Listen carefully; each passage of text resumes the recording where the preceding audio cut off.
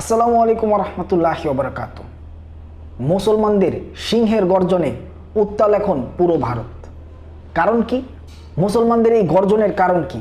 গর্জন হলো মুসলমানদের প্রাণের স্পন্দন, সকল মুসলমানদের মাথার তাজ, চোখের মণি। বিশ্বনবী মুহাম্মদ সাল্লাল্লাহু আলাইহি ওয়াসাল্লামকে নিয়ে কটূক্তি করেছেন হিন্দু ধর্মের এক পণ্ডিত। আসলে এছাড়া তো আর তাদের কোনো কাজ নেই, নিজের ধর্ম সম্বন্ধে কিছুই জানে না, সে তো আর এই ধর্ম নিয়ে আজে বাজে কথা বলবেই। এগুলা তো আসলে সে করছে না, এগুলা দিয়ে তাকে দিয়ে ইবলিশ করাচ্ছে। মানে সে নিজেও তো একটা ইবলিশ, শিরিক করে না, সে তো ইবলিশ তো হইবই। তো নিজের ধর্মগ্রন্থ সম্বন্ধে কিছু জানে না, কারণ জানলে তো আর এগুলো বলতো না, জানলে অবশ্যই সত্যটা মাইনা নিত। কৈকি অবতার কে, তার ধর্মগ্রন্থ, আল্লাহর শেষ নবী সম্বন্ধে কি বলছে, তারপরে তারা যেভাবে তাদের ধর্ম পালন করে সেটা কি প্রকৃতপক্ষেই কি ঠিক, তাদের ধর্মগ্রন্থ কি বলছে এটা ঠিক নাকি ভুল, না জেনেই তো এগুলো বলতেছে না। সেটারই আবার মনে করেন এই সহমত জানিয়ে বিজেপির এক নেতা সম্ভবত সেটা নিয়ে আবার সহমত জানিয়েছেন। আবার বলেছেন যে মসজিদের ভিতরে ঢুকে ঢুকে তাদেরকে এই মুসলমানদেরকে মারা হবে। তাহলে আল্লাহর নবীকে নিয়ে আজে বাজে কথা বলবেন, মুসলমানরা জেগে উঠবে না? অবশ্যই জেগে উঠবে। এখন সেই কথা মানে এই উত্তাল পরিস্থিতির অনুযায়ী অনেকেই বলে উঠছে যে গাজাতুল হিন্দ, যেটা নিয়ে আল্লাহ রসুল সাল্লাল্লাহু আলাইহি সাল্লাম 1450 বছর আগে বলে গেছেন, যে সেটা কি ঘটনা কি ঘটতে যাচ্ছে। আসলে ঘটতে যাচ্ছে বা কবে ঘটবে এটা একমাত্র আল্লাহ তাআলাই ভালো জানেন। আমরা শুধু বলতে পারি যে এটা অমুক দিন ঘটবে, তুমুক দিন ঘটবে। আসলে অনুমান একটা ডেট নির্দিষ্ট করে একটা ডেট বললেও কিন্তু সেটার গুনার ভাগীদার আমরা হব। তাই সেভাবে কিন্তু বলা কোনোভাবেই উচিত না। কারণ কি এটা কবে ঘটবে এটা তো শুধুমাত্র আল্লাহ জানে, তো সেই সম্বন্ধে কথা না বলাই ভালো। তবে আল্লাহ রাসূল সাল্লাল্লাহু আলাইহি সাল্লাম গাজাতুল হিন্দ সম্বন্ধে বলেছেন যে আমার একদল উম্মত হিন্দের যে ধর্ম সেই ধর্মের অনুসারীদের সাথে যুদ্ধ করবে এবং সেই যুদ্ধে আমার উম্মতেরা জয়ী হবে।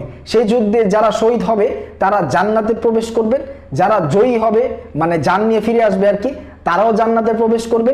আমার উম্মতের একদল যুদ্ধের ময়দান থেকে পলায়ন করবে, মানে পালাবে আর কি, যেভাবে আপনাদের শেখ হাসিনা পালিয়েছে আর কি। তো পলায়ন করবে, তারা জাহান্নামে প্রবেশ করবে, আর সেই যুদ্ধে মুসলমানরাই জয়যুক্ত হবে। এই হাদিস থেকে প্রমাণিত হয় যে গাজাতুল হিন্দ যুদ্ধটা মুসলমানদের পক্ষেই মানে জয়যুক্ত মুসলমানেরাই হবে। অনেক আলেমেরা বলে থাকে যে এই ঘটনাটা অলরেডি অনেক আগেই ঘটে গেছে, আর অনেক আলেমরা বলছে যে না, ভবিষ্যতে এটা ঘটে গেছে, না ভবিষ্যতে ঘটবে সেটা একমাত্র আল্লাহ তাআলাই ভালো জানেন। তবে বিভিন্ন যুক্তি এবং হাদিসের বিভিন্ন রেফারেন্স এবং আবু হুরায়রা রাদিয়াল্লাহু তাআলা আনহুর অনেক কথা থেকে বোঝা যায় এটা ভবিষ্যতে ঘটবে ইনশাআল্লাহ। আর গাজাতুল হিন্দ যুদ্ধটা যদি আমরা আমাদের বয়সকালে দেখে যেতে পারি ইনশাআল্লাহ, অবশ্যই সেটার জন্য মুসলমান বিশ্ব, আমরা মুসলিমরা অবশ্যই প্রস্তুত আছি। আমাদের হৃদয়ের স্পন্দন, বিশ্ব মানবতার মুক্তির দিশারি আল্লাহ রাসূল মুহাম্মদ সাল্লাল্লাহু আলাইহি সাল্লামকে নিয়ে আজে বাজে কথা বলবে আর আমরা সেটা নিয়ে প্রতিবাদ করব না, ঘরে বসে থাকবো, সেটা তো হতে পারে না। আসলে তাদের ধর্মকে তো তারা নিজেরাই সম্মান দিতে জানে না, তাহলে কিভাবে তারা অন্য ধর্মকে সম্মান জানাবে? আপনাদের ছোট্ট একটা রেফারেন্স দেই। ভারতীয় বাংলা একটি ছবি আছে, যে ছবিটি মিঠুন চক্রবর্তীর ভাটাকেষ্ট, সেই ছবিতে মিঠুন চক্রবর্তীর একটা ডায়লগ থাকে যে ভগবানের স্বপ্নে আমি কখনো তার নাক ফাটাই, সে কখনো আমার মুখ ফাটায়।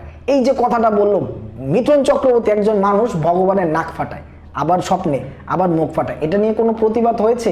কোনো প্রতিবাদ হয় নাই। অথচ আমাদের ধর্ম নিয়ে সামান্য একটা কথা বললে দেখতেন মুসলমানেরা আসলে তাদের ধর্ম নিয়ে কত পাগল, কতটা ভালোবাসে মুহাম্মদ সাল্লাল্লাহু আলাইহি সাল্লামকে। এটা তো বিশ্ববাসী দেখছে, অবশ্যই দেখছে না?